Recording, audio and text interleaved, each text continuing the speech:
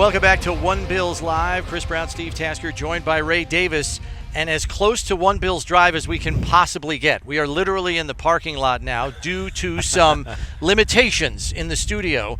But Ray, thanks for coming out here. We got you a nice breeze. It's not air conditioned, but we got you a nice breeze here in the parking lot. So thanks for joining us. Thank you. We're lucky right now. No sun is beaming, so doing something right. It's been a toasty camp, though. But it has been toasty. Tell me about what's the biggest change coming back here. You're familiar with it. The young guys maybe not so much. It's got to feel good to come back and have a little bit more of a in-season routine.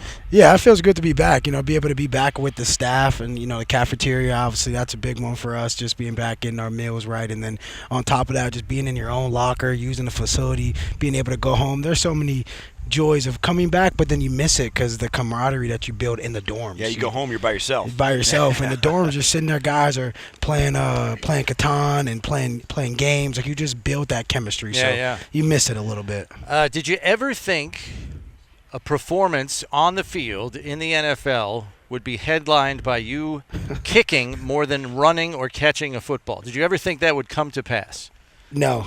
I've had dreams about it, though, but no. Okay. Never. Now, I got to ask you, so do you have any kind of background in soccer or anything like that kind of put you in position to do what you did on Saturday when you kicked the extra point? Yeah, I played soccer pretty much all my whole life. Elementary school, I went to Bret Hart, and we had this thing where you had to write poetry and you got to play soccer. So it was like hand in hand. So I got to play soccer for many years. I played it in middle school. Got a chance to play a little bit in high school. I was a goalie, so we're used to kicking the ball. So I was kicking the ball super far.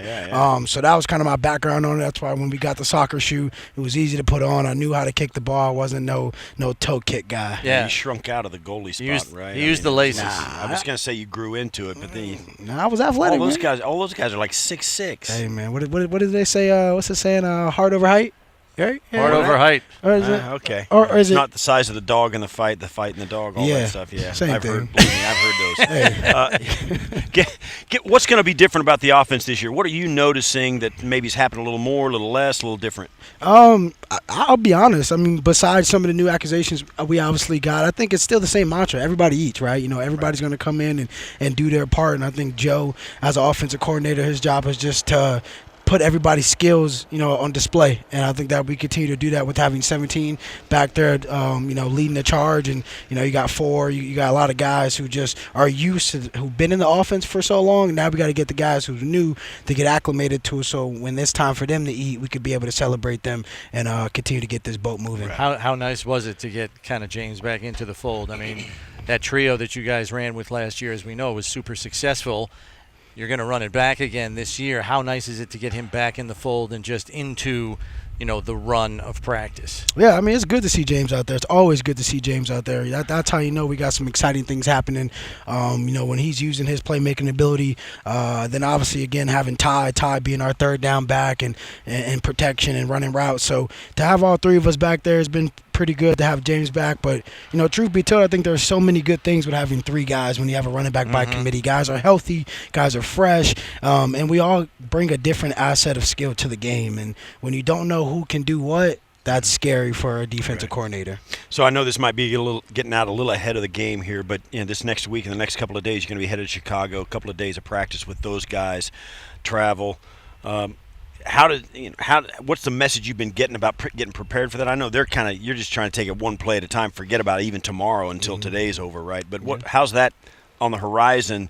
What have they told you about starting to get ready for the Chicago trip? The most they told us is worry about August 12th.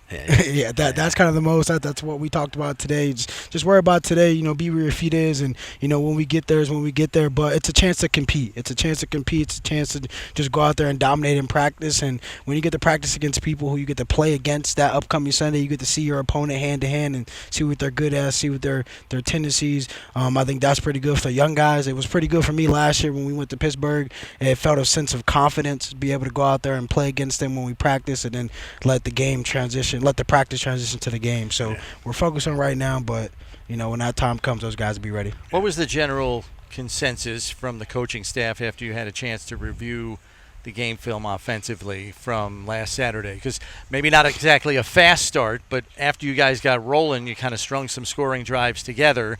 What was the general feedback from the coaches in reviewing the game tape? Yeah, I mean, not everything's going to be easy. I think for us, you look at our offense last year. I think we were one of the top scoring offenses Yes. In the NFL, right? And that's not going to come easy. No one's just going to give that to us this year. And that doesn't necessarily mean we're going to be the best offense once again. So kind of, one thing that they were kind of always preaching is just we got to start fast, but we got to stay true to who we are. And again, what we do is going to dictate how the game goes. So if we start slow, it could be a slow game for us. If we start fast, it could be a well-efficient game for us. So just really honing in on our details and letting it be known nothing's going to be easy. Okay, let's talk about Ray Davis for a hot minute. What was your thoughts? What was your exit interview at the postseason? What did they tell you about maybe do this, do that, get ready for this, do this to your body, or change your body, or get whatever, and then how it goes and how it went in the off season and how it's gone early in camp. Yeah, there were some things we wanted to work on. We wanted to continue to get better, just being consistent in the game from pass pro to running to catching. I didn't feel comfortable at the weight that I was, so we came down to an agreement where we wanted to be. And once I was able to set that plan of what they felt was best and I felt was comfortable in all facets of the game, I stayed here all off season. I worked with our strength staff. I had a plan with them. They had a plan with me, and it was about executing that plan. And I think coming in from training camp this season, and still in training camp, and hopefully throughout the season it'll be able to show that I stayed consistent. I put in the work, and I just wanted to have the opportunity to go out there and show the world that again I am who I am, and I can really contribute to this team. Give us some details. They want you heavier. You wanted to be heavier. They wanted you lighter. You wanted to be lighter. Which was which? We wanted to be lighter. Yeah. I think last year I was the bruiser, kind of back for us. I was short yardage, and I felt that I could do a lot more than just be a bruiser. So we knocked it down to about 208. I think throughout the season about 215, 216. I'm 208. I feel way lighter. I feel way faster, and be able to move how I want to move at 208. That's kind of like my college days. So that was something we agreed on, and I love it, and I love being there. Yeah. What about you've obviously had a chance to get some extra reps on the field while James was watching this past week, and just being in a state of readiness for the regular season, because that first game's a doozy, as you know, against Baltimore, who's going to come in here still sore about how last season ended for them, with you guys bouncing them out of the playoffs. When you're getting extra time, extra reps to ready yourself for the regular season, I'm just curious how you take that, because you take every rep you can get naturally to feel ready for the regular season. You've been afforded more just by virtue of the fact that James been out of the practice setting the last week. Do you feel any more ready? I mean, in year two, you obviously feel more ready than you did as a rookie, but do you feel any more ready, for week one? I know it's still a ways off, but that's what you're targeting. Yeah. I feel confident. Yeah. I think that's a better word. Yeah, ready, obviously, but I feel confident. I feel super confident in my playmaking ability. I feel super confident in the playbook. And I just feel super confident that if they put me out there on the field, I can execute my job. And I think year one that was something I wasn't ready for. It was still up and down. I was still kind of not. Well, you learn as you go. Yeah, I was nervous. I wanted to be a perfectionist and understand not every play is going to be perfect. Yeah. So I feel way more confident this year in being able to talk to Joe and talk to Josh and Ty and all those guys and give my feedback of what I think I'm good at. It's good to know that they're willing to listen and try to go and make that happen. Give us a little list of in the locker room. I know guys talk about all your hopes and dreams about as a team, as a group. What are we going to do this year? Give us a quick synopsis. I know you win the division. How's that list look these days? And is it different than last year? How's the team handling what they want to accomplish? Yeah, I mean, we live by playoff caliber. That's one of our sayings, right? And we all would love to say we want to win the Super Bowl, we want to go to the Super Bowl, but you got to win the division first. You got to win the regular season, then win the division, then get to the playoffs. So I think we're taking it step by step. We're going to focus on the season, however the season plays out, and if we're blessed to be able to make it to the playoffs, then we focus on that and so forth on. We were really close last year, as everyone knows, and I think that's gone, that's over with now. We're focused on this 2025 season, and whatever the outcome is, I think we'll just be blessed and happy, that we put our best foot forward and put out the best offense and defense and team that we can for a 2025 NFL season. Last one from me, Ray. You mentioned the new acquisitions, and it looks like Joshua Palmer and Elijah Moore are kind of, working their way in and finding their niche within the scope of the offense, which I have to imagine isn't terribly easy.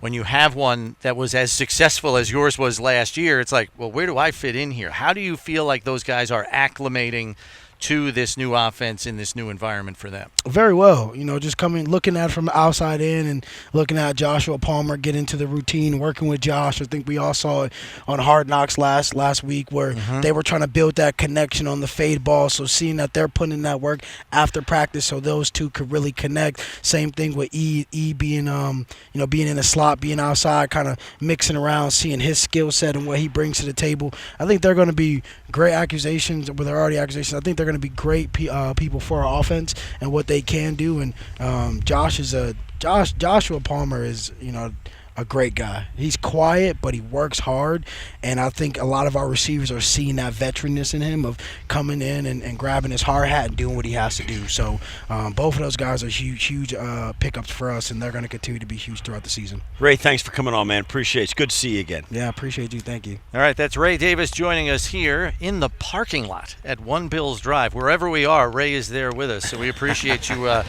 shifting locations.